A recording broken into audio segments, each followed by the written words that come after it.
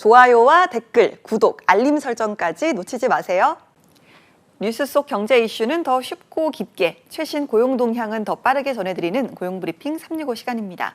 김장현 기자와 함께합니다. 어서 오세요. 네, 안녕하세요. 네, 오늘 어떤 이슈가 있을까요? 네, 벌써 이제 상반기가 다 가고 이제 올해 달력이 6장도 남지 않았는데요. 맞아요. 혹시 보면 어떤 생각을 하시나요? 네. 시간이 굉장히 빠르다. 그리고 또 최근에 또 나이가 한 살씩 아, 줄어들었잖아요. 많은 네. 분들 아, 두 네네네. 살씩. 그러다 참 네네. 다행이다라는 생각을 하게 됩니다. 김상현 기자는요? 아, 예, 저도 사실 거의 비슷한 생각을 하고 있습니다. 예, 어느덧 정신을 차려보니 벌써 이제 1년의 절반이 지났죠. 맞아요. 예. 네. 남은 반년은 또 이제 진짜 또 열심히 살아보리라 하고 결심한 분들 또 많을 것 같습니다. 올해 하반기 이제 갓생 살기 계획을 위해 하반기 정책 달라지는 것들 어떤 건지 알아보면 도움이 되지 않을까 싶어서 그 내용 싹 모아서 한번 정리해봤습니다. 알겠습니다. 자, 하반기에 달라지는 정책. 첫 번째는 어떤 소식인지 들어볼까요? 네, 그 상반기 이제 끊이지 않고 터진 그 전세 사기로 소갈이한 분들 많으실 텐데요. 그동안 이제 사기 피해 주택이 이제 경매에 넘어가 낙찰되면 거주하던 피해자들은 강제 퇴거하는 경우가 발생했습니다. 그런데 이번 달부터는 달라졌는데요. 전세 사기 피해 주택이 경매나 공매에 넘어간 경우 피해자의 우선 매수 권한이 주어지고 낙찰 때 취득세는 면제, 그 재산세는 3년간 감면됩니다. 만약 직접 낙찰을 원하지 않으면 공공에서 매입한 뒤 피해자에게 임대주택으로 제공하는 식으로 계속 거주할 수 있도록 한다고 합니다. 그러니까 전세 사기 피해로 정말 인생이 송두리째 흔들리고 막막한 분들 많을 텐데요. 정말 도움이 좀 됐으면 좋겠습니다. 관련해서 또 어떤 정책이 마련됐습니까? 네, 이제 조금씩 찬바람이 부는 이제 9월부터는 그 전세 사기 예방을 위해 상습 다주택 채무자의 성명, 나이, 주소 등이 공개됩니다. 악성 임대인 근절을 위해 상습 다주택 채무자의 신상을 공개해 사기 피해를 예방하기 위해서인데요.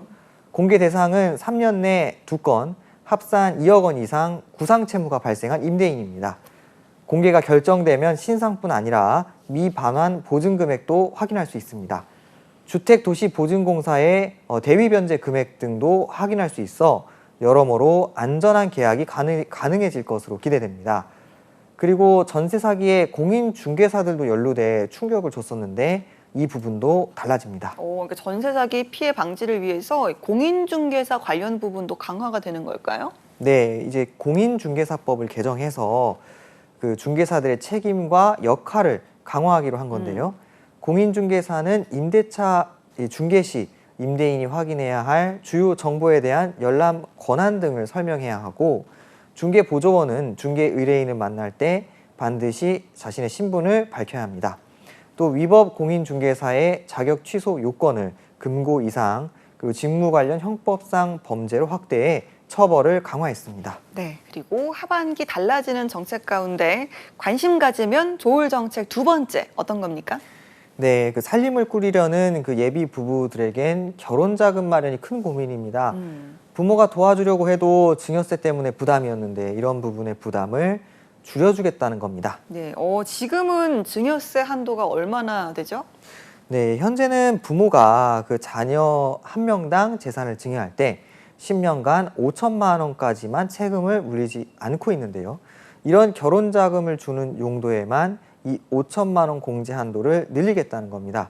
사실 집값이 무섭게 오르다 보니 결혼을 망설이는 청년도 많고, 결혼을 하더라도 부모들은 자녀들 부담이 더 커질까 봐 증여 신고 안 하고 아름아름 지원을 해준 경우도 있다고 하는데, 네. 이런 것들을 이제 음지에서 양지로 끌어내겠다는 겁니다. 그렇군요. 이 부분은 참 법을 바꿔야 하는 부분인데 구체적인 액수는 어떻게 되나요? 네, 구체적인 액수는 이제 국민들의 의견을 수렴해서 네. 결정한다고 정부는 밝혔습니다. 현재로서는 최대 1억 5천만 원까지 늘리는 것도 검토하는 것으로 알려졌습니다. 지난 2014년 3천만 원에서 2천만 원 더 늘어난 한도는 현재 10년 가까이 유지되고 있는데 현실에 맞게 고치겠다는 건데요. 하지만 일부에선 금수저의 자산 대물림이라는 지적과 함께 물려받을 돈이 없는 청년들의 경우에는 달라질 게 없다는 지적도 나오고 있습니다. 구체적인 안은 이달 세제 개편안을 통해 발표할 예정입니다. 네, 알겠습니다. 그리고 눈여겨봐야 할 하반기 달라지는 정책 또 어떤 게 있을까요? 네, 이번 달부터는 또 영화관을 갈 때 조금 마음이 가벼워지게 됐습니다. 네, 영화 관람료를 신용카드나 체크카드로 계산하거나 현금 영수증을 발급받으면 30% 소득공제가 되기 때문인데요. 지금까지는 도서, 공연비나 미술관, 박물관 입장료, 신문 구독료 등에 대해서만 문화비를 소득에서 공제해줬는데 영화 관람료까지 그 대상이 늘어난 겁니다. 하지만 이렇게 혜택이 좋아지는 것만 있는 건 아닙니다. 자, 그럼 혜택이 좋아지지 않는 것도 있는가 보군요. 자, 하반기에 오히려 비용 부담이 늘어난 것도 있을까요? 네, 자동차 이제 개별 소비세 탄력세율 인하 조치가 끝났기 때문인데요. 예. 다시 5%로 돌아가 출고가 4,200만 원짜리 그랜저의 구매 가격이 36만 원 정도 오르게 된 겁니다.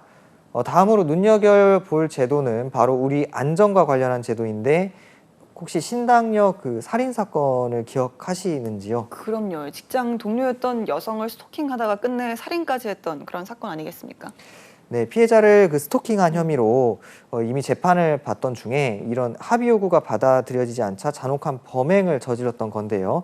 스토킹 범죄가 피해자가 원치 않으면 처벌할 수 없는 반의사 불벌죄라서 피해자가 목숨을 잃게 된 거라는 비판이 제기됐습니다.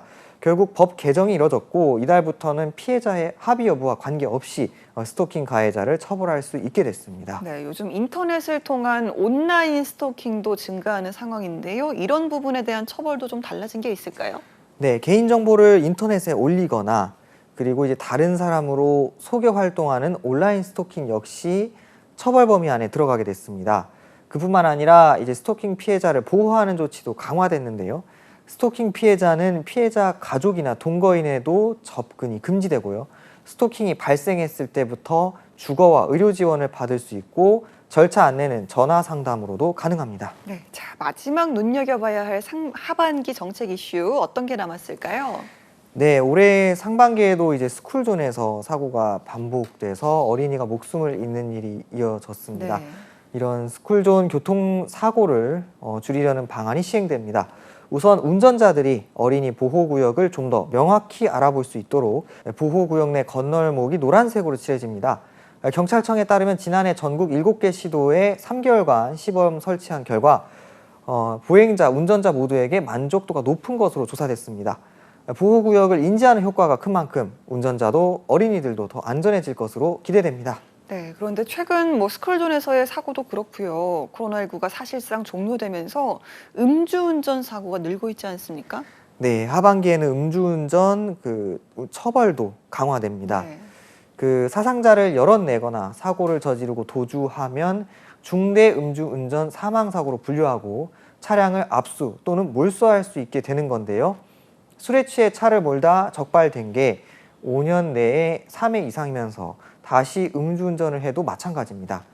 경찰은 또 상습 음주운전자는 원칙적으로 구속 수사하고 운전자 바꿔치기나 음주운전 방조 등도 초동 수사 단계부터 엄정하게 수사하기로 했습니다. 네, 알겠습니다.